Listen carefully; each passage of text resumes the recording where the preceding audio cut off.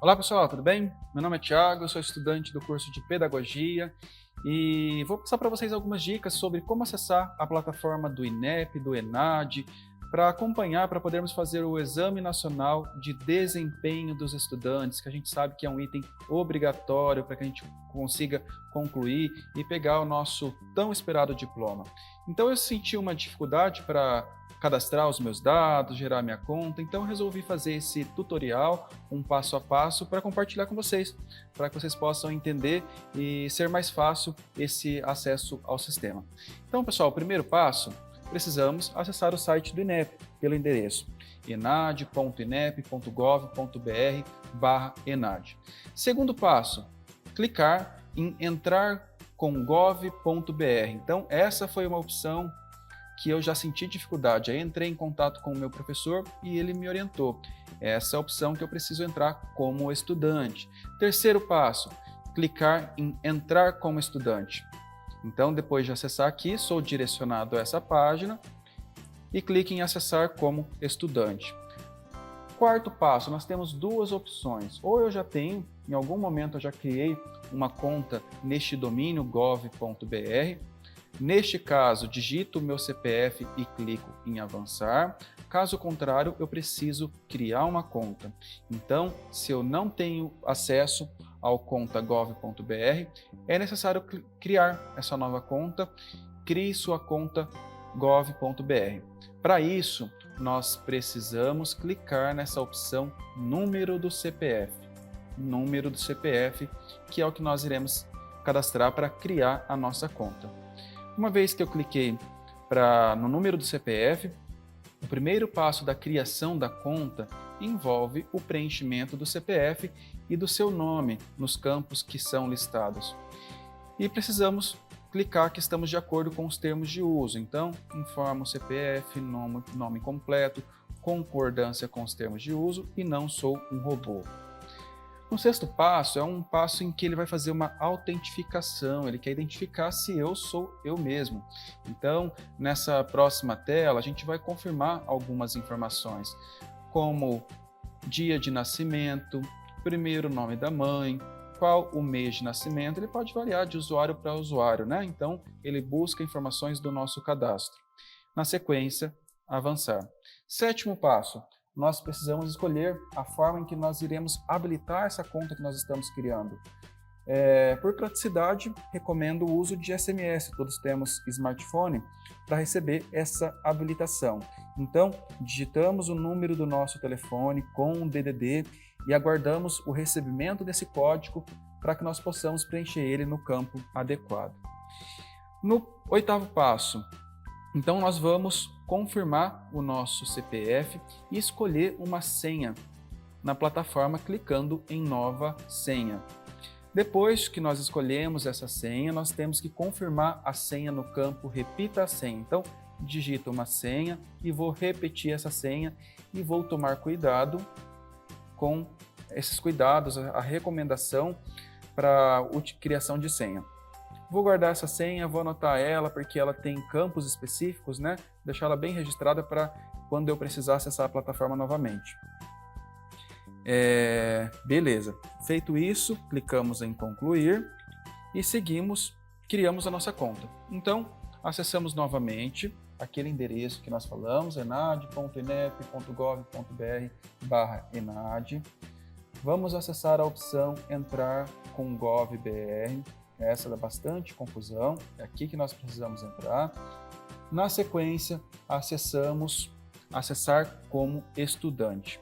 Feito isso, informo o meu CPF, acabei de criar a conta, né?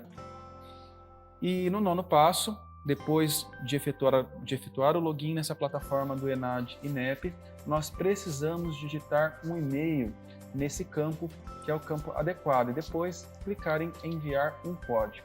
Então será enviado um código para o nosso e-mail, para a gente validar essa nossa entrada nessa plataforma, certo? Então digito aqui o e-mail, vou no meu e-mail, confirmo o código que eu recebi, informo esse código aqui e valido essa informação.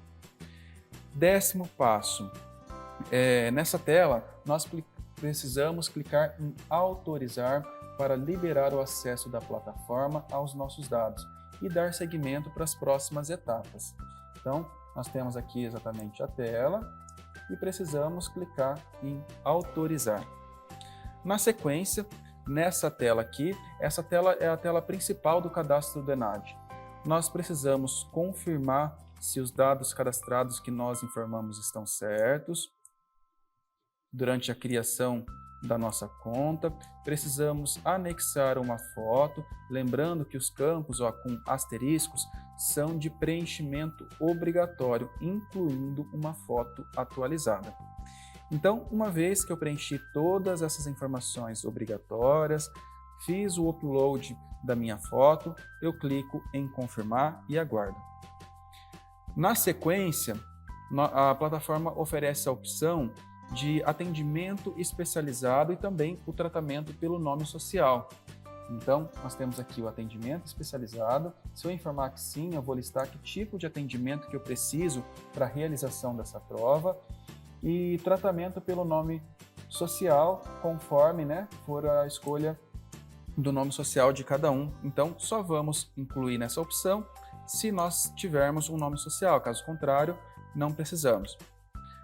14º passo, no campo questionário do estudante, você deverá responder uma série de perguntas objetivas a respeito do seu perfil acadêmico, seu perfil particular, seguindo as instruções que estão dispostas nesse cabeçalho aqui. Então fazemos uma leitura bastante cuidadosa para entender, e esse item, o questionário, ele também é obrigatório. Então, se a gente não finaliza o preenchimento do questionário, nós não ficamos aptos para realizar essa prova do ENAD, beleza?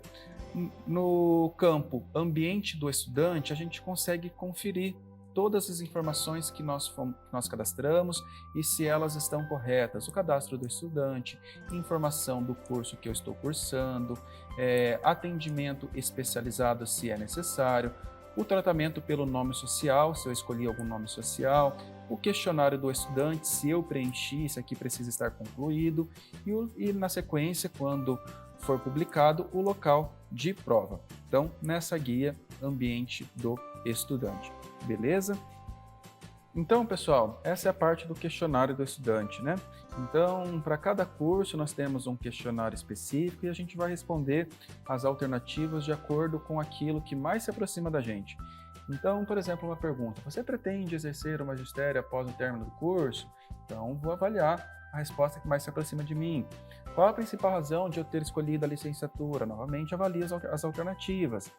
Na sequência, você já tem experiência profissional no magistério? Qual foi a forma de contrato? Assinale a alternativa mais relevante, se eu já tive alguma experiência no magistério. Lembrando, que outros cursos podem ter formulários que são específicos, questionários que são específicos. Se você tem experiência no magistério, em qual etapa e modalidade atuou? No ensino infantil, fundamental, médio, profissional? Em que instituição você realizou o seu estágio curricular obrigatório? Então, no meu caso, foi numa escola pública, Então, no período de pandemia, nós tínhamos os campos de estágios, que estavam fechados, Mas isso não impossibilitou da abertura de convênios com a escola pública. Então, no meu caso, eu realizei esse estágio, esse apoio, obrigatório na escola pública. Em qual turno você realizou o estágio curricular obrigatório? Então, em que turno que foi realizado? Em qual etapa, modalidade de ensino você realizou o seu estágio curricular obrigatório? Então, a gente vai assinalar em qual foi essa etapa que nós realizamos esse estágio. Quantas horas de estágio curricular obrigatório você integralizou? Então, qual foi a carga horária total de estágio que eu realizei? Só relacionado ao estágio obrigatório. Então, eu sou um estudante do curso EAD, eu posso acessar a minha plataforma virtual e identificar a carga horária das minhas disciplinas relacionadas ao estágio obrigatório. Somo essa carga horária e informo aqui essa soma.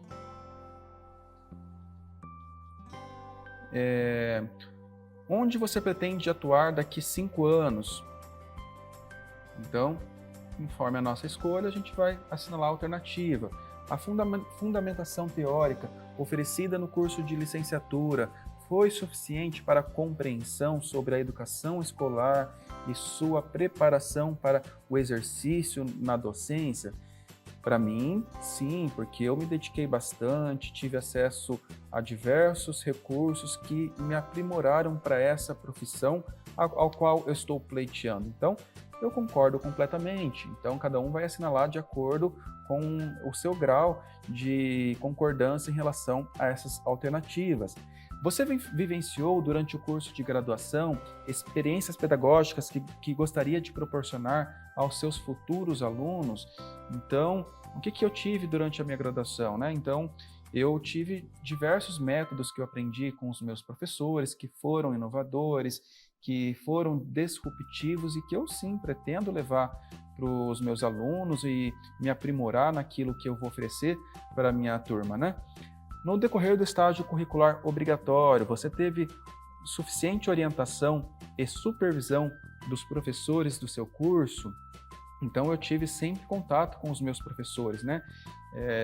Estudei EAD, mas eles estavam sempre à disposição, eu podia sempre mandar mensagem para eles, que eles me respondiam com as orientações que eram necessárias. Então, o contato era muito próximo, principalmente na época do estágio obrigatório, que é um importante período, né? Então, para mim, isso é válido. A gente vai ler e vai classificar com a alternativa que melhor nos aproxima.